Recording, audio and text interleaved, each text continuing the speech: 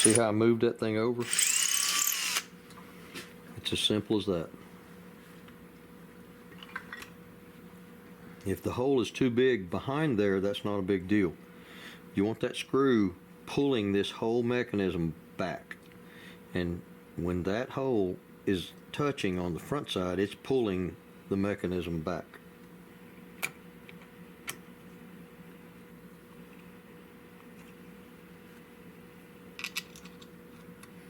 Now I can see the screw coming up at me.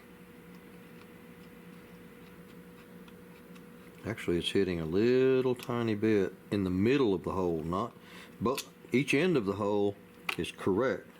The middle is not. That's where a chainsaw file comes in handy.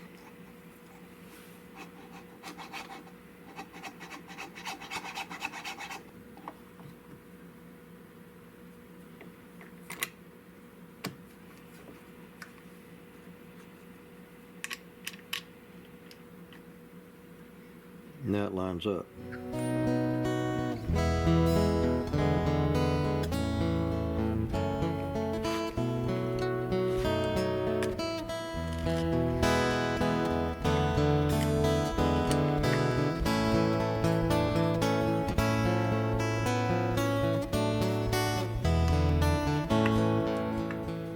Now I have to mark and drill this hole.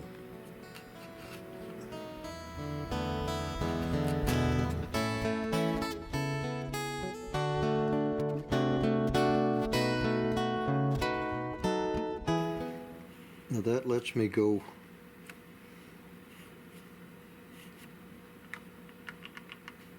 at least drill that hole. Now I can use this as a drilling guide because there's no threads in the top of this. So I'm going to do just that.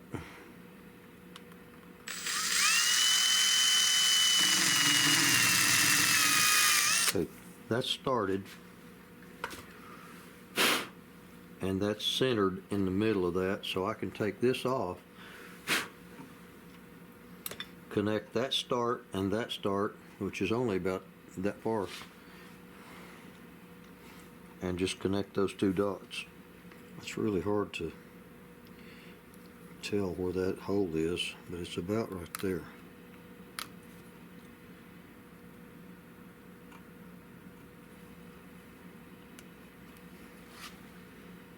This is a very, very difficult way to gauge where a hole is. It's about like that, give or take.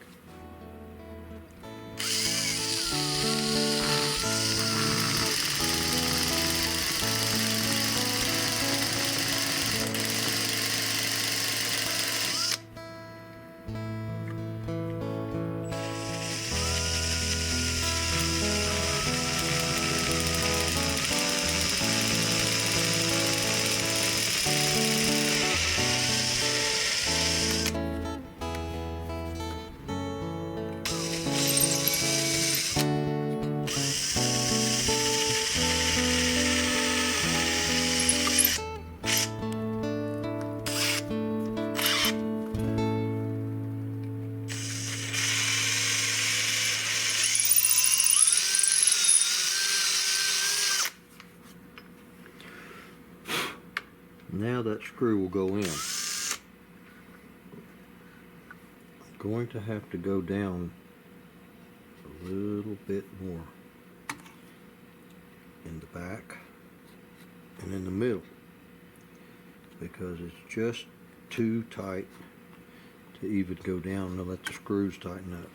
This part's okay, and I can't see that it's hitting anything down in where the triggers are, but along this edge and across this back, I keep thinking it's the right size, but I keep hitting some resistance. So I'm gonna take it down, I don't know, 25, 30 thousandths, about 32nd.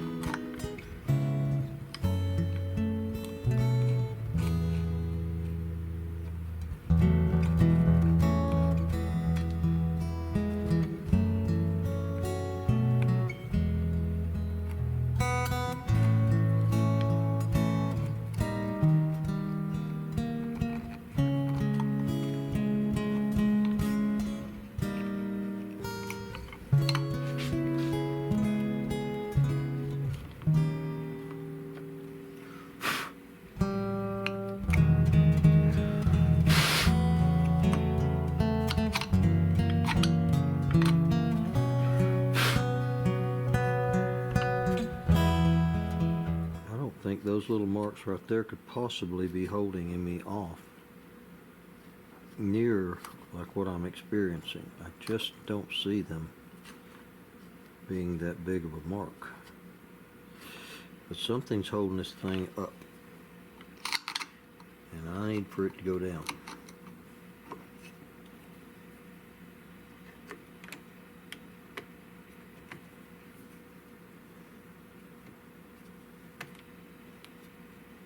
That seems to let that lock in better. It seems to.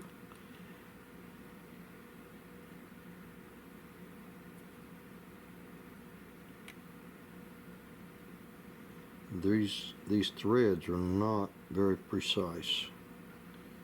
They're just not. And let's say it wouldn't take much to get these things cross-threaded. So I've got to start with this small one up here in the front because it's very delicate. I want to get it started first. Now that doesn't seem to be super tight for whatever reason. Then I'm going to put this middle one in, and that one has some pulling power.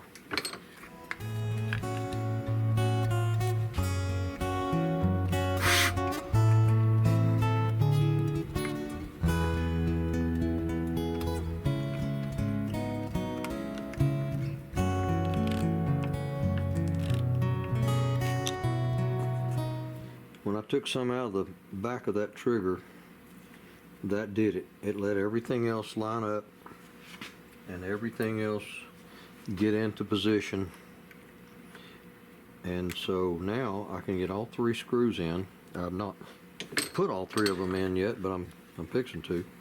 I have to start with this little front one, this little bitty one, when they get in first, because when this lines up, everything else does too.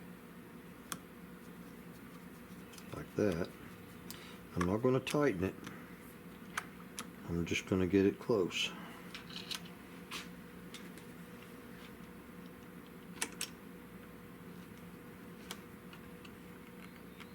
I'm going to leave it about a half a thread loose. This is the one that does the heavy lifting. It's a bigger screw, and it goes in further. It goes in nearly 1/4 of an inch with threads, so it's stronger. I'll snug it down, then I'll bring those others in line.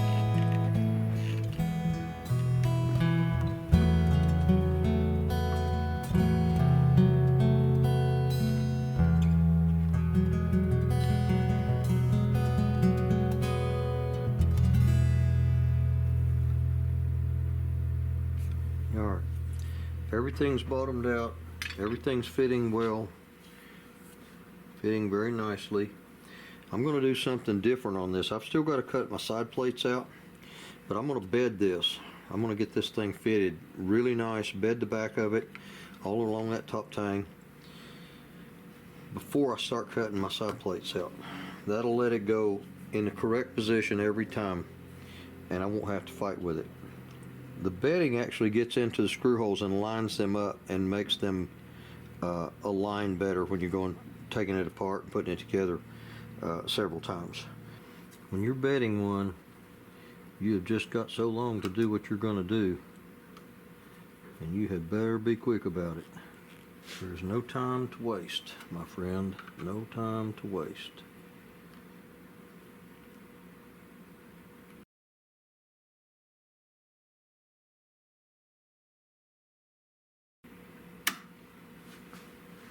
Alright, give that about an hour and a half, 2 hours. Scrape all the excess bedding compound away.